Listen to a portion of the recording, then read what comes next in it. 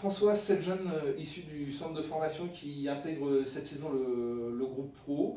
On imagine que c'est une vraie satisfaction pour le directeur du centre de formation que vous êtes.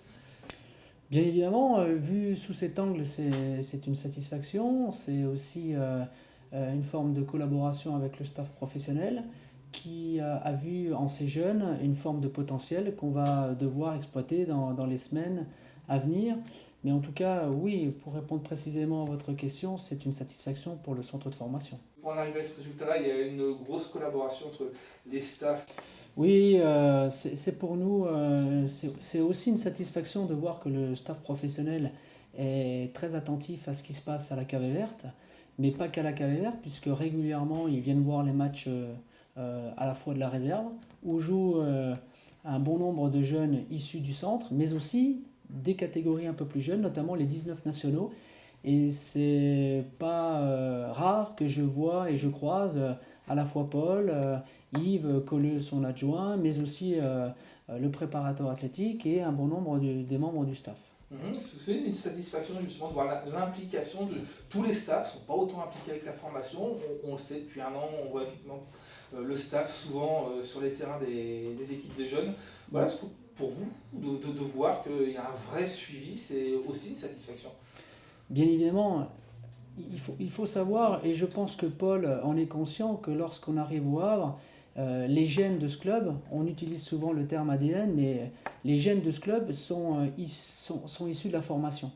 Un bon nombre de jeunes ont été formés dans ce club depuis moultes années.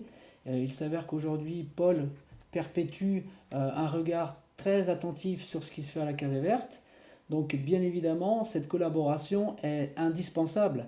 Et je pense que nos dirigeants y sont très attentifs, à la fois le président de notre association, mais aussi le président Volpe, ainsi que notre DG. Tout le monde est en phase. Et aujourd'hui, il est impossible d'être l'entraîneur de l'équipe première sans avoir un regard sur la formation.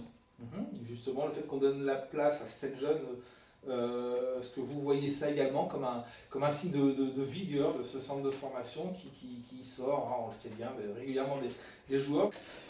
Oui, alors il y a plusieurs raisons à cela. La première raison, c'est d'une part, effectivement, nos résultats étaient plutôt intéressants avec des jeunes qui commençaient à faire de très bonnes prestations, notamment avec l'équipe réserve, mais aussi avec nos 19. Les résultats collectifs avant ce confinement étaient plutôt bons. Notre équipe U19 était à la première place et notre équipe réserve jouait encore la montée.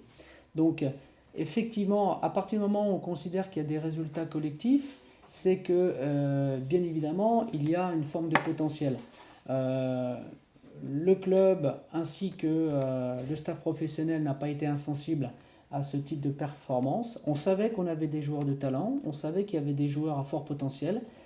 C'est une forme aussi de montrer à tous ces jeunes qu'il y a de la confiance, mais le statut n'indique pas que c'est des joueurs confirmés, et ça serait l'erreur à ne pas commettre. Donc aujourd'hui, bien évidemment, il y a un cas de figure un petit peu exceptionnel. On fait signer 7 joueurs professionnels, mais il faut qu'on soit extrêmement attentif à les accompagner, il faut qu'on soit très attentif à de temps en temps les remettre les pieds sur terre, parce que le statut n'indique pas que c'est des joueurs confirmés de haut niveau.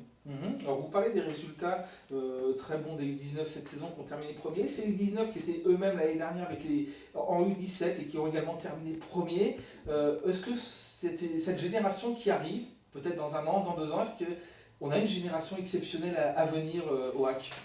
Alors le terme exceptionnel est peut-être un peu usurpé. On a des joueurs en devenir, ça c'est indéniable. On a des joueurs qui ont du potentiel. Aujourd'hui, certains d'entre eux, vous l'avez précisé, notamment 7, intègrent le groupe professionnel. Nous sommes bien évidemment à la KV très attentifs de savoir quel va être maintenant le palier qu'ils vont pouvoir franchir ou pas. Parce que c'est pas parce que nous avons 7 joueurs à la formation que c'est une gage qui sont passés pro, c'est un gage de réussite. Et nous espérons en tout cas que ces joueurs vont convaincre le groupe professionnel qui vont se fondre dans ce groupe afin demain de jouer au Stade Océane. Quel rôle vous pensez qu'ils peuvent jouer ces jeunes? Je suis plutôt optimiste parce que, comme je vous l'ai dit, on a des garçons qui ont du potentiel. Si aujourd'hui ils reprennent avec le staff pro, c'est que ils ont aussi attiré le regard de Paul.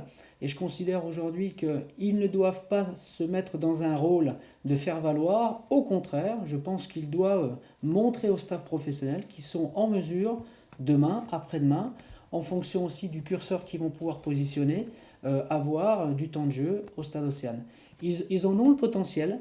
Maintenant, tout dépendra comment ils vont s'approprier ce passage dans le groupe professionnel.